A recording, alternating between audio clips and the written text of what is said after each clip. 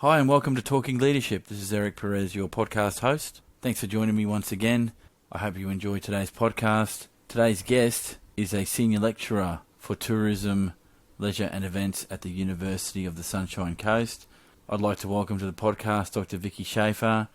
And as always with these podcasts, I started the podcast process by asking Dr. Schaffer about her first experiences in the leadership area.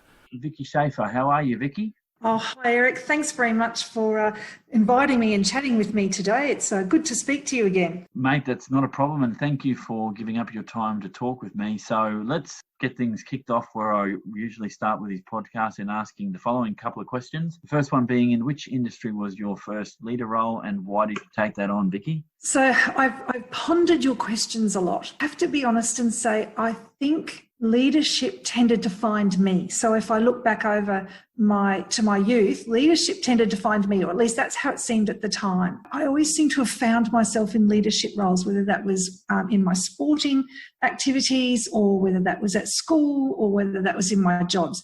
I worked at Target when I was in year 11 and 12 and quickly went from checkout operator to supervisor. And I was reflecting back on that and thinking, I don't even know how that happened. It was just a natural progression. I think we were brought up with a really strong work ethic. And so it wasn't that I sought out those roles. It was just expected that you would always give your 150%. And with that would come the opportunities to get promoted, for want of a better word, or move into leadership roles. And so you did it not because you wanted to, because you were expected to.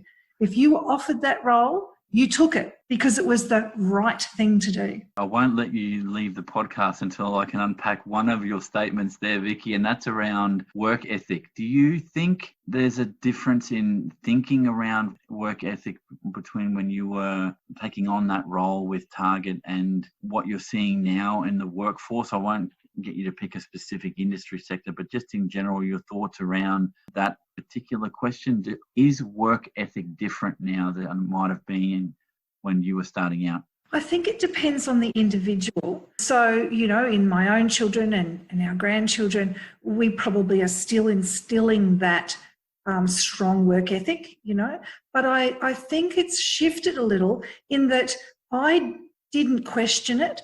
I felt the stress of taking on the responsibility because of the expectation and the responsibility that went with that. Whereas today we're encouraging, young people to know their value. So they go in going, okay, what's in it for me? What's in it for you? Whereas we always asked, okay, we've got to do this. This is the right thing to do. What's in it for you? What do you need me to do? And so you did it. From that perspective, you didn't sort of think about what it was going to do for you or your career. It was, okay, we've got an objective here. This is what's expected of me. I need to give 150%. And you would move up the chain or develop your career, not based on what you wanted to do, but based on what was the right thing to do, if that makes sense. Oh, that makes perfect sense. And it's a very nice segue into the next question. So in your experiences, Vikki, do you see a difference between the leadership and management function? Okay, this is a really interesting question. There's definitely overlaps. So management is often about controlling and directing something and making decisions to get a job done. And that was possibly how I saw leadership in my youth. When I was a lot younger, that was what it was expected of me. So my leadership role was very much about managing people, but in the context of controlling people or controlling situations. So you were telling people what to do. I probably fell into the trap of doing a bit of micromanaging at that particular time as well until I understood what that actually meant. So I think we can all manage. I think we all know how to manage, whether it's in work or our own lives or in community. You were talking about coaching. I did a lot of coaching of netball and other sports and was quite involved in sport in my younger years. I still love sport. And so I think we all know how to manage. But leadership is more than that. It's not about controlling people. It's not about controlling situations, but giving people tools, guidance, support, inspiration so that they can manage or make decisions that will help them manage situations more effectively. I think leadership is more too about influence and, as I mentioned, motivation, to give direction, to give encouragement so that other people can be leaders in their space. Yeah, that's interesting. And one of the things that I think is consistent with some of the previous podcasts that I've done is that this thing about leadership being a way to facilitate other people's growth in their workspace, whether it's that as a former leader or whether as that's being the best manager someone can be. So yeah, it's a pretty typical view, and I guess the nuances between leadership and management can sometimes be subtle, and they're worth, I think, asking the question around, because sometimes the response has been, well, you can't be a good leader if you haven't been a good manager, or you can't, you need some leadership skills to be a good manager. I don't know what the exact best mix is, but I appreciate your feedback on that. And again, in the lead up to the next question around your personal style on this. So leaders sometimes make mistakes. How do you, in your leadership roles that you've had, and you can cast your mind back to any role that you've had, how do you engage with a mistake that's attributed to your leadership, mate? To be really honest with you, if there is a hard way to do something, I will find it. In terms of mistakes, it's interesting. The word mistake and failure, I actually never used that. I was in a situation where I was asked to give a presentation on epic fails. And I turned to the person, what are you asking me for?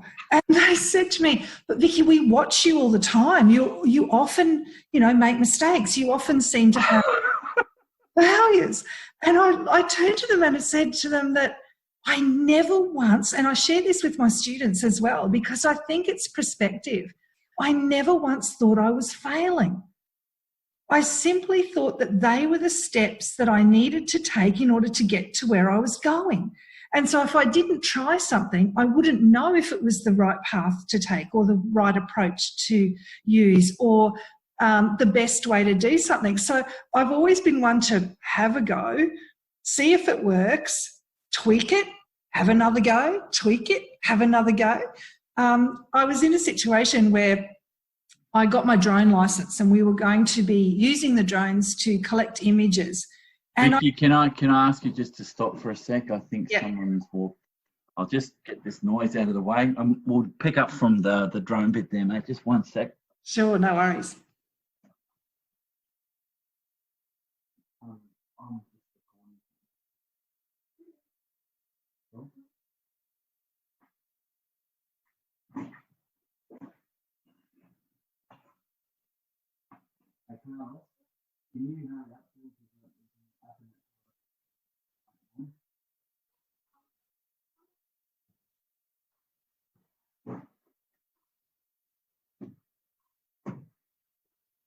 Sorry, mate, I'm still recording. Just give me 2 seconds. My son's bring in some instruments and we can keep going, because I know he's going to slam the door when you say something very profound.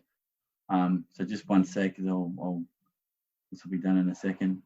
And I'll edit this out when I do the final cut. But that epic fail thing, I almost fell off my chair when you said it. I was like, oh yeah, you're known for being an epic failure. Oh, thank you. Yeah, that's nice to hear. I think it was more about asking me to share my insights with others on not failing, really, or not perceiving it as being a failure. Sure. And I guess it's all what's in a name. So if you're going to title a presentation, maybe Vikki Schaffer presents epic fails. Maybe that's not the best way to introduce yourself in a presentation type setting or in a workshop. Yeah. But I did. That's exactly what I did. I went, okay. It is about epic fails and I am an expert. Wow, okay. And that's, I guess I'll ask the question again and we'll keep going. But that takes a bit of guts to do, because a lot of people have a problem admitting that, maybe mistake is not the right terminology, and I might fix the question. But when things go wrong, maybe, or where things don't go to plan, maybe is a more passive way to say it. How do you deal with it? Because at times people get passive aggressive about mistakes they've made, or put it on others, or ignore it and hope it'll go away and won't happen again. So anyway, we'll pick this up. So we were having a discuss. Are we done, Carlos?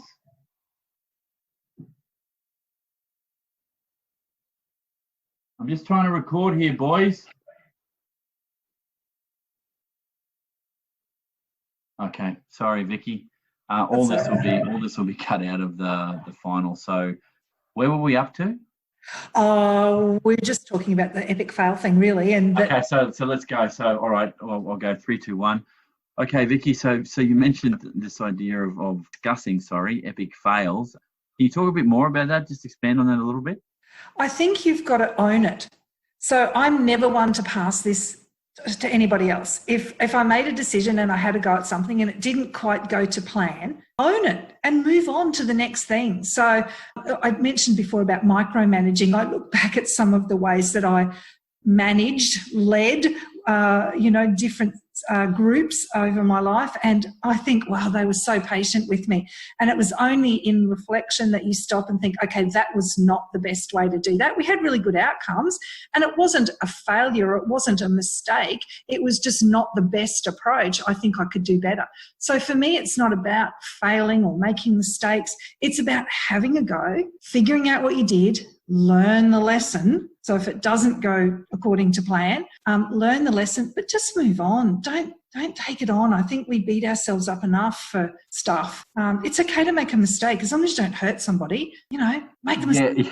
Yeah, and thank you again for sharing that. It's always putting this stuff into context, and I think and thank you for the feedback. I think I'll change that question a little bit around mistakes to more, when things don't go to plan, I think is a better way to say it. But in some respects, and it depends on the industry, the size of that, things having gone wrong can vary. And, I agree with you quite fully that, if it's about not hurting people and it's about the nature of the job, as long as it's not, like you said, an epic failure or something that may cost the organisation or bring the organisation down, I think you'll be okay. So we'll stay on the negative just a little bit longer, because this is an important part as the next question. If I can get your perspectives on this, Vikki, what's the most difficult part of being a leader? When leadership is thrust upon you and you're not really ready, or you don't have a mentor, or you don't know you need a mentor, or somebody else to guide you, that's when it can be really difficult. And that's where I found myself often. I often found myself in a leadership position and then thinking, whoa, what do I do now? It takes a long time to develop the skills. I think now I would probably say I'm pretty good at this. Not great, but pretty good. But that's because I've gone on the journey of, trying to learn everything. And as I said, I'll learn it the hard way. Finding out that having a mentor is actually really good. And then I discovered that not just one mentor, but how about 5 mentors? And they would be people that would give specific advice on different areas, because nobody knows everything.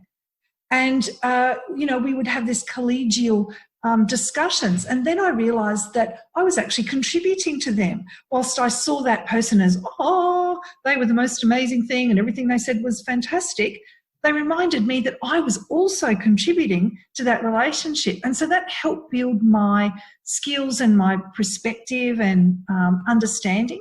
So I think the other thing that I think people don't always understand, that just because you're in a leadership role doesn't mean that you want to be a leader, or that you think you're good at it, or that you're an extrovert.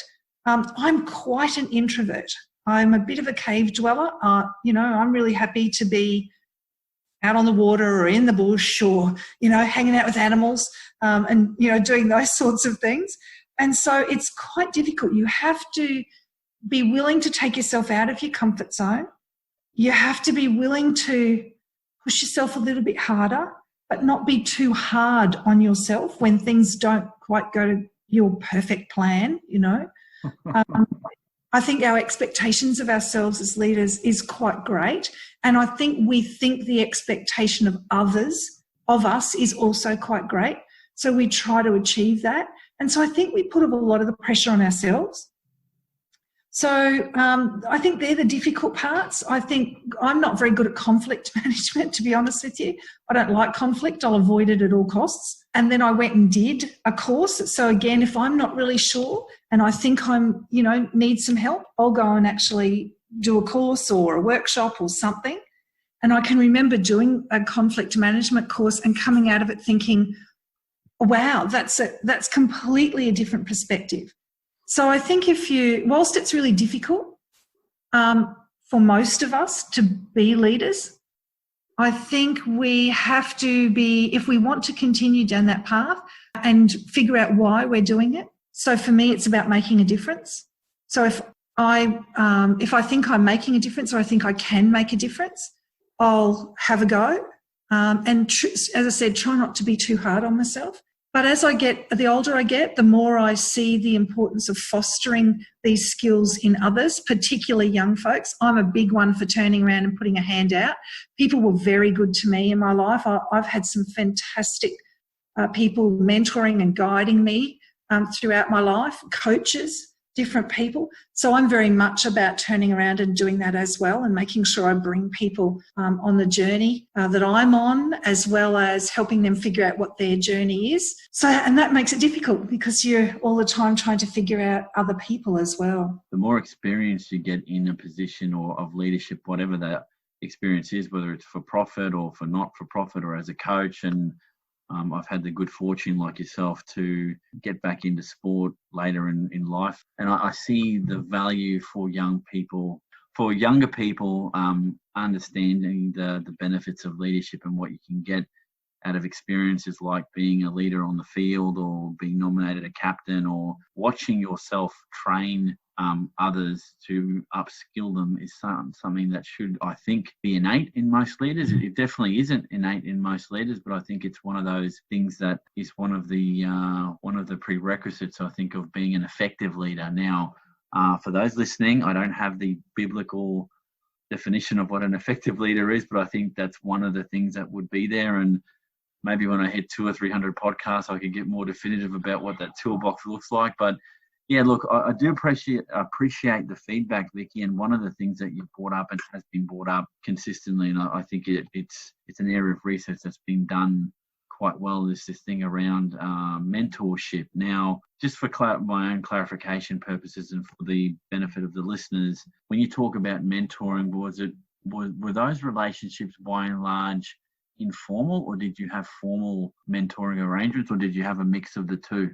So there's a mix of the two. They were very informal in my early years, and I'm not even sure I realised that what was happening at the time. It was really so when I was younger, you'd say somebody took you under their wing. And so mentor wasn't a word we used. It was just somebody that was willing to give you some guidance and give you some support.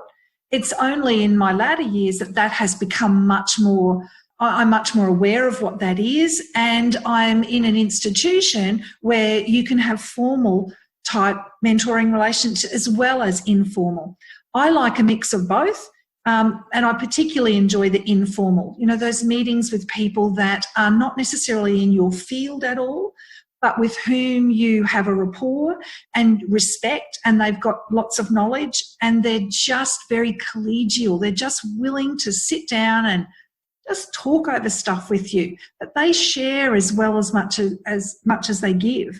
And I think then that's develops your skills as a mentor. And I try very hard to be a mentor to any young person that asks me for any guidance or advice. I just see that as a really important role. And yeah, again, thank you, because bringing this up is starting to trigger some thinking, at least for myself, around the importance of mentorship, whether it's formal or informal. And my guess here with the podcast, and I have to go back and listen to all of them again, around the degree of formality, I think it's been mostly informal. And I think that gives people some flexibility, because we're all so busy that having another formal thing that you have to address, then it becomes a job rather than something about giving of yourself when you're informally talking to someone. And that might be as simple as, okay, Vikki, I'm going to pick up the phone and talk to you for 5 minutes on something. that could be mentoring too, but it only took 5 minutes to resolve an issue and then that's it. So does the degree of formality matter? I don't know. I think from what I'm hearing from yourself and others that have talked about this is that it's important to have a mentor for lots of different reasons, and having different mentors, like you said, for different aspects of your professional life, I think makes a lot of sense. And I've been finding in my time, for what this is worth, with my colleagues around Australia, they may not see themselves as providing mentorship, but I think for me, being one of the most, not experienced, that's not the right word, having spent less time in industry than my colleagues at my level, I see them as mentors, whether they see themselves or not.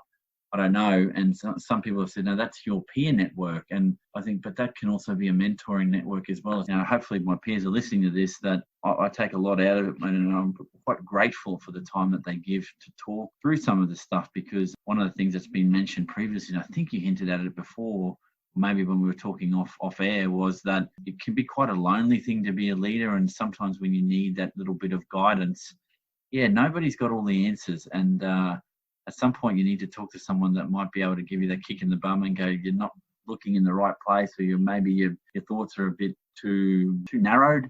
I don't know, whatever the right terminology is. But as a leader in your travels, how do you measure success as a leader? And I don't necessarily mean in monetary terms or KPIs, but in your travels, what measure of success is something that you value? So I'm the Oprah generation. I used to watch the Oprah show and take away her little nuggets of, wisdom. And there are two things that she said in the 80s that stuck with me to this day, and I still think about it often.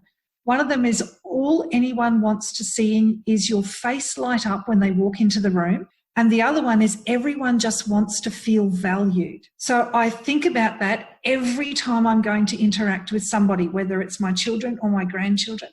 There's an image of Lady Di with her arms wide open and her boys are going to run into her arms. That's my approach to my grandchildren, because I think it tells people, you matter. I'm looking at you. And so even with my students, I try to get them to sit in the front rows as much as possible, because I want to make eye contact with them. I want them to see that I'm listening to them and that I can respond to their facial expressions, and making sure that I understand how they're feeling about what we're discussing, so that I can respond to that in such a way that it will help them.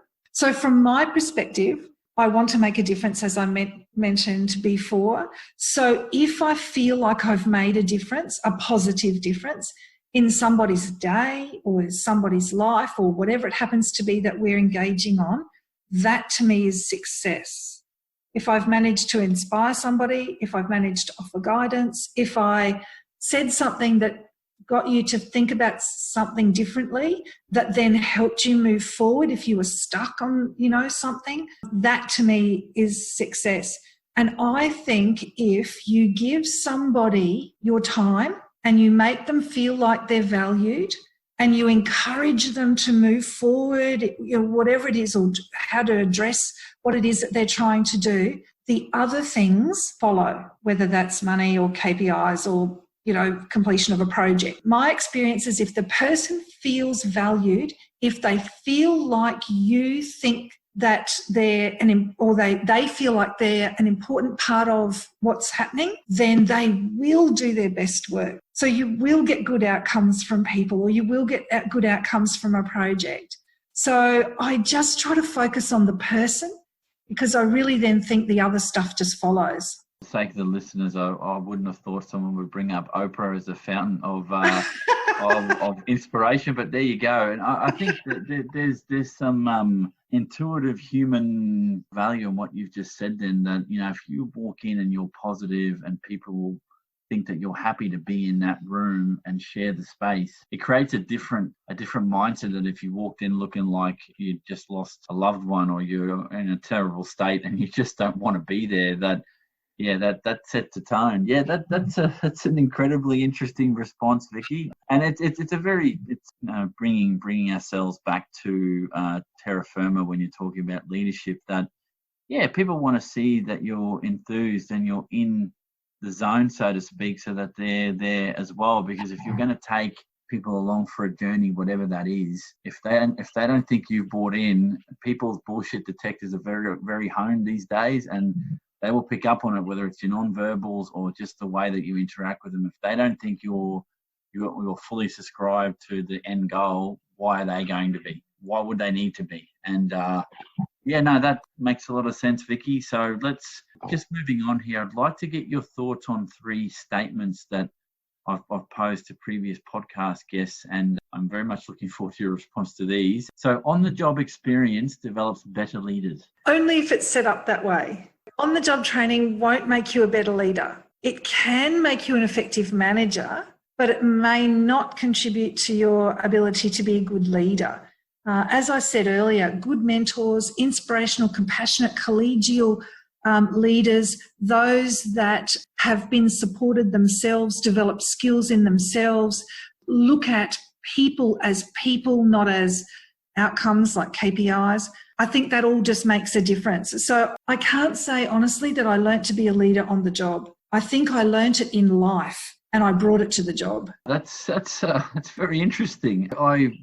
In some senses, and again, just sharing an insight with the listeners and yourself, I'd be interested to get your perspective on this. Mine was a bit the reverse. I had to learn how to be a leader on the job. And then when I went to the outside world, like I volunteer at my school, I work on the school council, and I coach. Eric Perez 25 years ago wouldn't have done any of that stuff. And I think my experience working with other adults as I've gone on, it finally twigged that maybe giving back didn't necessarily mean taking a paycheck from doing that. And so I found it the other way, that I got more humanized from taking my experiences at work and then applying them in a volunteer sense, and watching, for example, I've been coaching futsal, for example, for the last 4 years, watching my team go from grade 7 to grade 12 and then open players, everything from the juniors to the seniors. You watch their progression, not just as a team, but as human beings. And it's really quite a trippy thing to watch. And I think that I think I'm hearing you, that when you see that in the workplace and you're with someone that you're mentoring or helping, and they go from being a good,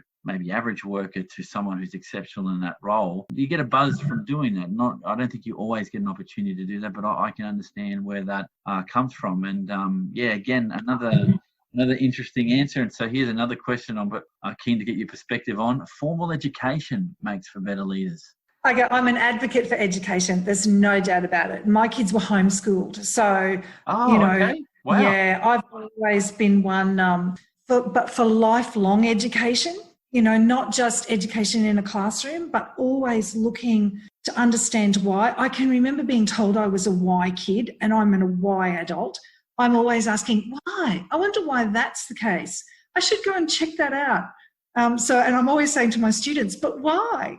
Why is it that way? You wouldn't be a good academic if you didn't ask why, mate. I think once you stop asking why in your role, so for those listening, Vikki has a very senior role with the University of the Sunshine Coast. And I don't think you could do your job if you were just sitting there going, I know the answers now, so what else? You asking why, I think, is very critical. Sorry to interrupt. It's just interesting again. And again, for those listening, I think one of the benefits of having leaders from different spheres of life is, and I'd like to get your view on this and unpack this one a little bit. As an academic and an academic in very high standing, what do you think the academic world brings to this thing called leadership when you're talking about that in a university context? So let's not go there with the politics of a university, because it's, big institutions are big institutions and you get that stuff. But from a leadership perspective, as an academic, do you think academics and leadership is a different beast to be interrogating? And why I ask this, and I'm not asking this facetiously, is that I get a big kick out of talking to entrepreneurs when I interview them on these podcasts, and I think they're a different breed of human being because they're risk takers extraordinaire. I wouldn't do half the stuff that some of these people have told me offline that they've done to achieve things in their lives, because I'm an introvert. And so do you find that there's a difference with academic leaders and the leaders in other forms of other areas of work life? Academics come from all types of people. I think I didn't lie in bed at night thinking, wow, I hope I get to be an academic when I'm older.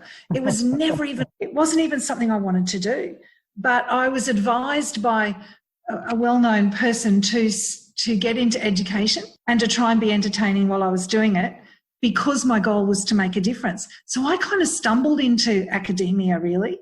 And I think I brought with me, you talk about entrepreneurs. I'm very much a push the envelope kind of person. I'm really fortunate to be at the University of the Sunshine Coast because it's a young university. We are really encouraged to be innovative. We're encouraged to have a go at stuff. I love technology, despite the fact that I'm clearly old. So I have all that. At the moment I'm looking at using virtual reality to, and how can we immerse people in experiences. So I think I bring with me a bit of that entrepreneurial mindset, that willing to have a go, the willing to take a risk. I'll take students on field trips. So we've been to Vava in Tonga twice with student groups. And that was very much we should do this. But I have to admit, it's like, whoa, then I've got to go down the path, and it's, quite challenging to pull some of this stuff off. But it's so rewarding. I've received 2 university awards for the work that was done in that space. I just today was advised that I had a national teaching award for quality of teaching. Congratulations. Thanks, mate. I think it all comes from this desire to have a go, to try something new, to figure out where the students are at and try and meet them at that point. So I think academia is a good place to be if you've got those leadership skills. If you're bringing them to the table, you're really encouraged to utilise those skills. If you don't have leadership skills, I think there's plenty of opportunity for you to develop your leadership skills if that's what you want to do. Not everybody has to be a leader. You can't have everybody leading. You've got to have some people willing to follow. And whilst some people talk about following as in a derogatory sense, I don't believe that at all. There are plenty of times when I'm absolutely happy to be a follower. And the older I get, I try to step back more and encourage others to take that leadership role. And then I'll, follow what they're trying to have a go at. And then we can talk about it and see how we move something forward. So I think it's a good place. I was fortunate to be able to do leadership courses and workshops. So I think I've been able to develop my skills and talk to others. And some of my greatest mentors have been in the academic space in a variety of institutions. So I think it does both. And again, I think it comes back to the individual. Now that's a fantastic response, and for those listening, USC is a young university. It's a great place to study. I completed my master's at USC, and I think intuitively when you say it's a younger institution, I would assume that younger institutions playing in that university space are more willing to take risks because you're competing in a very, very established environment. You've got your sandstones to contend with, and all those other competitive pressures about delivering education. And it's always been of interest to me to ask somebody, and you've answered this question, that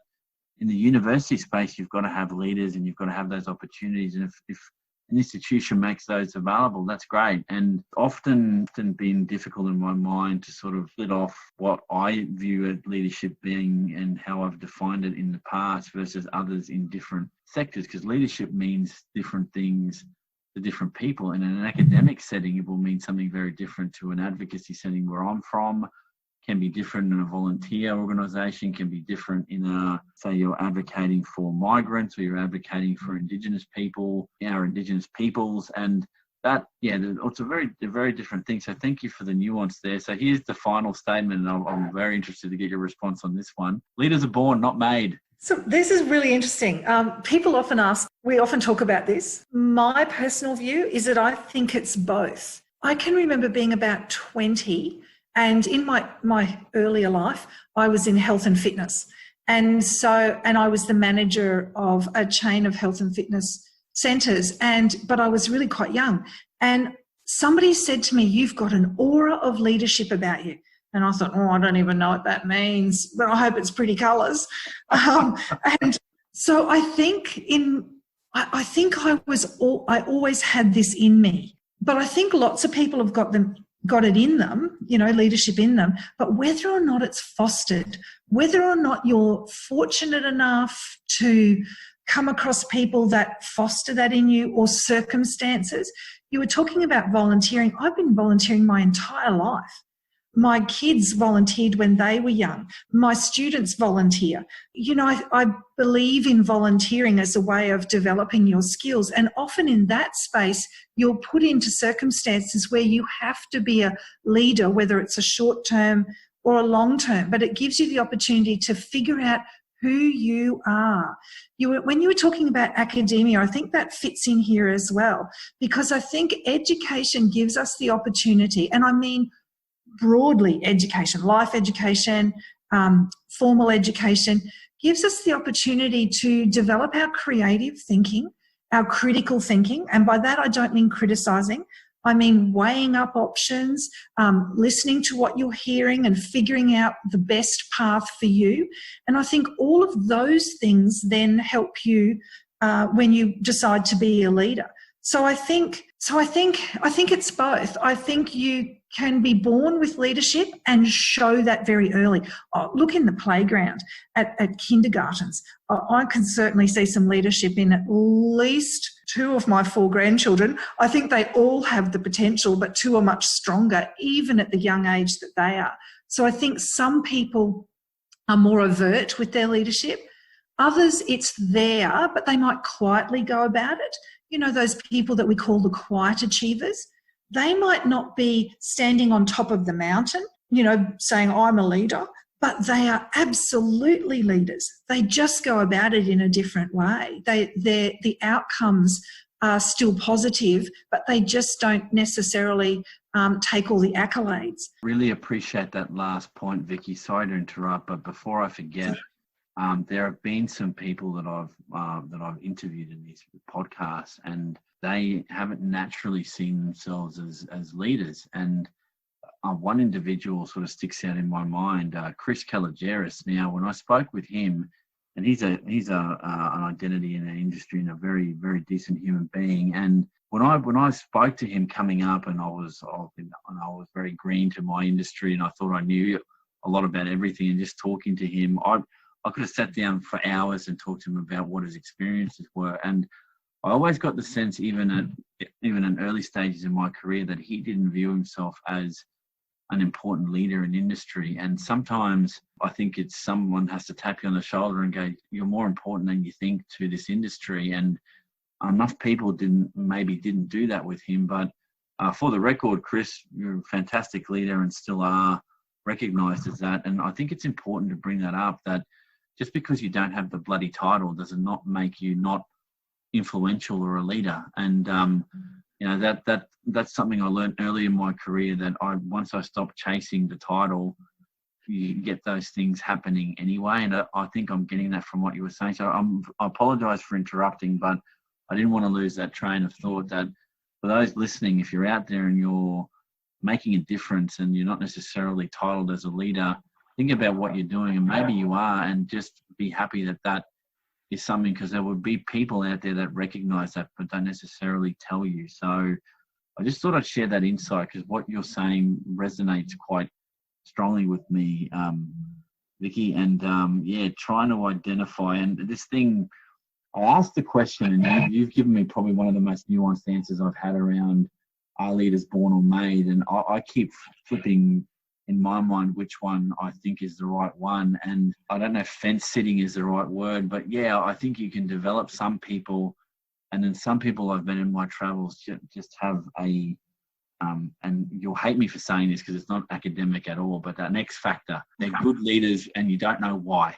Maybe that's a better way to say it, that you don't know why they're good, but those people are rare, but they exist. And I'm not sure in the big world of work that anyone's got the right formula for identifying who is a very good emerging leader versus how do you nurture someone who's already there. And, because I know organizations and universities spend millions of dollars a year trying to upskill people. But do we always get it right? I don't know. And it's quite it can be a confronting thing of how do you find someone in the mix of the people that might work for you that is the quiet achiever but don't do enough to get on your radar. Like, how do you spot those people more quickly, because they can be quite influential to your organization. If you don't identify them, I think it's you do yourself and them a disservice. There's a couple of things there. The first one is, look, the Richard Bransons of this world are few and far between. We all know that. Otherwise, we'd all be bazillionaires. But we're not supposed to be Richard Branson. We're supposed to be ourselves. And I think it is our perception. So up until fairly recently, I probably just did not describe myself as a leader. But somebody said to me, Vikki, you have to stop saying that, because people are looking up to you. There are young women in this world who are different, because I'm different. There's no two ways about it. I'm certainly a peg in a round hole. There's no two ways about it. But there are people out there, and particularly young women is what the person was saying to me, that look up to you. And so if you're going around saying, oh, I'm not really a leader, I'm probably not as good at this as I should be and all that, then you're saying to them, well, look, I can't, if she can't do it, I can't do it either. Whereas if you change your perception and you change the language around which you use to describe what you do and how you do things and how you see yourself, you then give them almost permission, for want of a better word, to go, wow, if she can do it and she loves being out there in the environment and she's, living a really interesting life, then maybe I could do it. And I have to admit that from that moment, it was one of those Oprah moments, was from that moment, the light bulb moment is what she calls them, I actually stand up straighter, my shoulders are back, my chin is higher, and I now own it. And I don't know that I owned it for a long time. Whilst I knew I was a leader in that I had the titles, I didn't probably see myself as a very good leader. I understand what you're saying. I think part of it is innately people don't sometimes want that responsibility of being tagged a leader, because you sometimes might think, well, what if I stuff something up or I give someone the wrong advice? That's something that I think you have to own, because one of the things that people forget is that being a leader or taking a role that says, hey, I have a view, might not be necessarily the right view or the most informed view, but you take a view and it's heartfelt. That brings risks, because sometimes you could be proven wrong, and you're like all of us, Vikki. We all have an ego to protect, and you don't want to be seen to be doing the wrong thing, and it can make for a very boring life. So I can understand why you said what you said, and it's an important learning to take away from this podcast series, and others have mentioned, and I'm glad you've mentioned it again, that if you don't want to own it, then don't own it. But if others are saying to you, no, you need to view yourself a little differently, there's no risk in thinking about looking at yourself differently, because all you're going to get is good things potentially coming out of it. But I can understand that degree of, would you call it fear, or would you call it hesitation on your part? I think also of that generation, the ego that you talked about, it wasn't, you just didn't do that. You didn't put yourself forward. You didn't act like you were better than anybody else. You know what Australians are like. As soon as you put somebody on a pedestal, we'll make sure that we knock them back down again. So I think it was that of not wanting anyone to think that I thought I was better than them, that I thought I was better than anybody else, that I thought I was good, that I thought I was special. I didn't want anyone to think that I thought too much of myself. And again, that's probably the way that we were brought up, that you just, don't think you're better than anybody else because you're not, that sort of thing. So I think it came from that, that wanting to be like others and not stand out. I've probably tried to avoid standing out my whole life, but whether I liked it or not, I'm always at the forefront. I'm always in the media. I've always got stuff going on. I'm always, out the front of something, or at least part of the pack. So I just think I have to accept it after all these years.